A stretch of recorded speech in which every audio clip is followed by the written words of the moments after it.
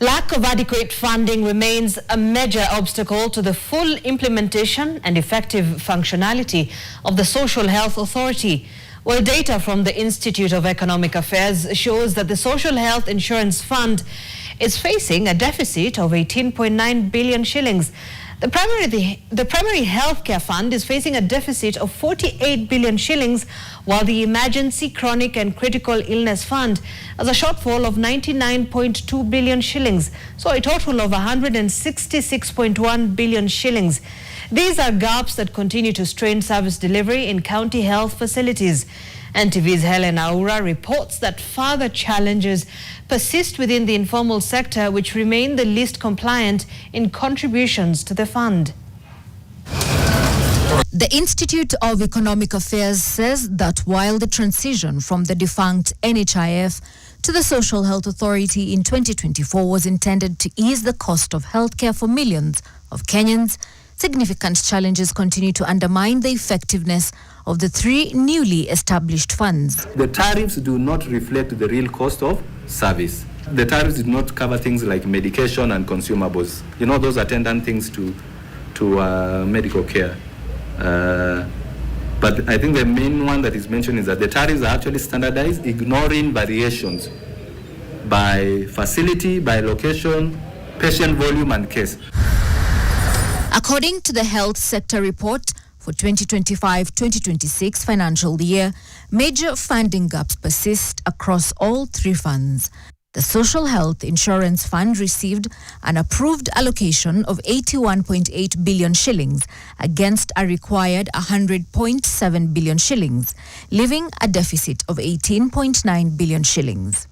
The Primary Healthcare Fund was allocated 13.1 billion shillings, far below the required 61.1 billion, resulting in a funding gap of 48 billion shillings. The Emergency, Chronic and Critical Illness Fund is the most affected. It received an allocation of just 8 billion shillings against a required 107.2 billion. This has created a huge funding gap of 99.2 billion shillings.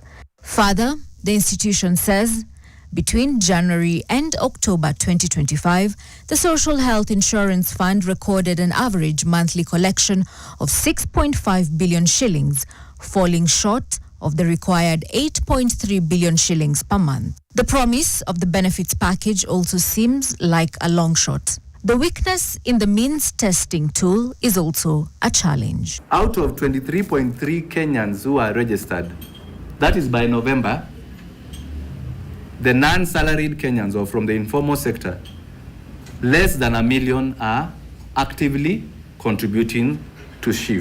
Fraud within the fund has further strained resources, with some health facilities submitting fake claims. The Ministry of Health indicated that it had detected fraud worth 11 billion shillings between October 2024 to April 2025, accusing private hospitals of being the biggest culprits. The Institute of Economic Affairs stresses the need for SHA to strengthen and refine means testing tools and its accuracy.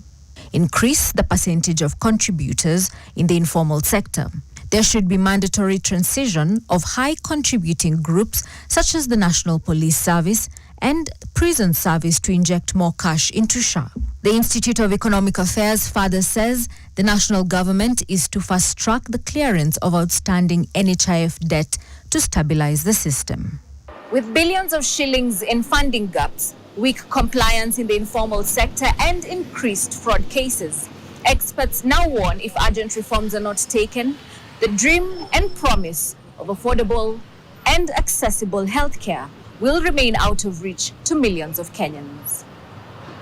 Helen Aura, NTV.